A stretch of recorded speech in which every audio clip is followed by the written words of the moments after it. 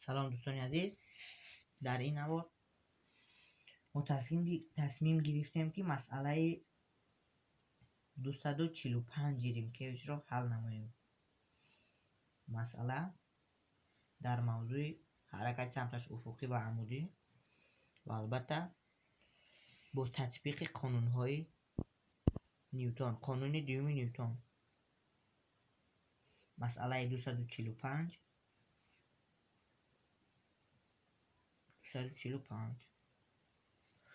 و در مسئله 245 گفته شده است اتوبوسی مساحش 15 تن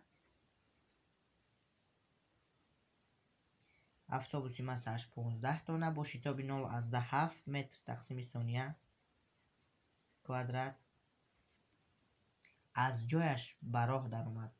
کوفیسیانت مقاومت 0.103 می باشد. 0.103 این کوفیسیانت مقاومت یعنی کوفیسیانت سویش. قوه کشش را یابید. قوه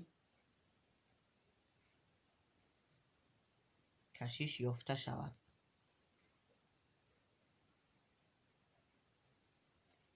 حل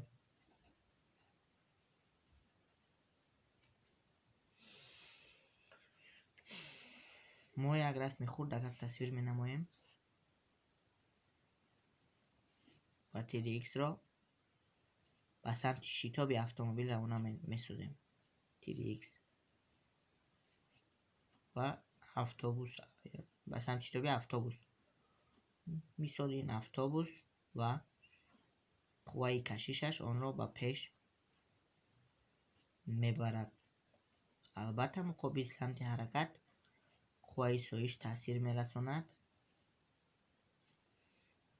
و شتاب هم به سوی پیش سمت دارد. در تیر ایکس پرایکسیا میگیرد، یعنی موافق قانون دوم نیوتن سومه همه قوه ها برابری MA و در تیر ایکس بنویسیم MA به سمت شتاب کدام قوه هم سمت است؟ البته قوه کشش برابر قوه کشش مقابل سمت قوه سایش. از اینجا قوه کشش را میابیم، میشود MA جمع قوه سایش و ما مینویسیم فرمول قوه سایش رو برابر میو ام ر. پس ما این رو باید امی کلان میکردیم، ولی پس اون رو امی خورد مینویسم. این از امی کلانی که در داده شده است و در اینجا نویسم یکان فرقی ندارد. MA جمع میو ام ر برابری معلوم میو معلوم تموم. ام رو از قوس میبراریم. ا جمع میو ر برابری 15 ضرب در درجه اش 3 شتاب 0.7 است و جمع 0.3 می شود 1، یعنی 15 ضرب 10 درجه اش 3 نیوتن یا اینکه 15 کیلو